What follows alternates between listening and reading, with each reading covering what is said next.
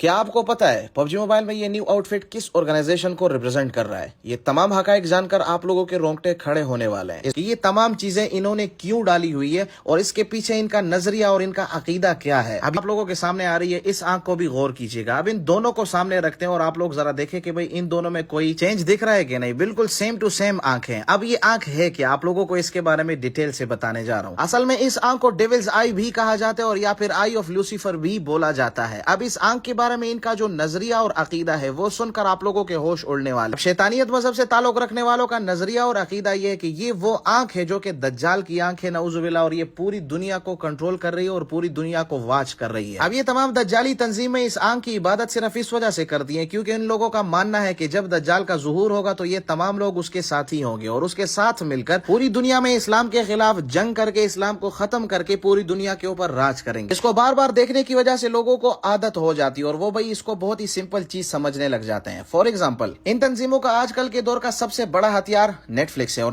سب سے پہلے دو مین ایسے کریکٹرز جن کا نام ٹوکیو اور نیروبی ہے، ان دونوں کو کچھ ایسا کردار دیا گیا کہ بھئی پوری دنیا ان کی فین بن گئی اور پھر پوری سیریز میں ان دونوں کو باقاعدہ طور پر لیسبینزم کا کردار ایسے دیا گیا کہ بھئی ان کے ذریعے سے باقاعدہ طور پر لوگوں کو لیسبینزم ایک بہت ہی ہلکی سی چیز دکھنے لگی۔ وجہ صرف یہ تھی کہ ان سے بار بار اس چیز کو اتنا دہرایا گیا کہ لوگوں کو یہ چیز عام دکھنے لگی۔ اسی لیے اس گن کے اوپر اور بیک پیک کے اوپر جو آنکھ لگائی گئی ہے تو یہ وہی آنکھ ہے جس کو ڈیولز آئی کے نام سے بھی جانا جاتا ہے یا پھر آئی آف لوسیفر کے نام سے بھی جانا جاتا ہے، اور یہ وہی آنکھ ہے۔ اور دوسری سب سے بڑی نشانی اس کی یہ ہے کہ یہ جو موو کر رہی ہے تو اس کا وہ عقیدہ یہ لوگ ظاہر کرنا چاہتے ہیں کیونکہ ان لوگوں کا عقیدہ اور نظریہ ہے کہ یہ دجالی آنکھ پوری دنیا کو دیکھ رہی ہے اور پوری دنیا کو کنٹرول کر رہی ہے۔ اسے یہ بندہ ایک خونی سمندر سے اٹھ رہا ہے تو اس کے منہ سے ایک آواز سی نکلتی ہے اور اسی آواز کے ساتھ آپ لوگ دیکھیں کہ بھئی جتنے بھی بندے موجود ہیں وہ مر جاتے ہیں، مطلب کو ہاتھ لگا رہا ہے۔ تو اس گن کے اوپر سب سے پہلے ہڈیاں نمودار ہو رہی ہیں، اس کے بعد گوشت نمودار ہو رہا ہے اور اس کے بعد یہ زندہ ہو جاتا ہے۔ میں 100% اس بات پہ شور ہوں کہ یہ لوگ صرف اور صرف دجال کے اس عقیدے کو اور دجال کے اس نظریات کو ہمارے اوپر امپلیمنٹ کرنے کی سوچ رہے ہیں۔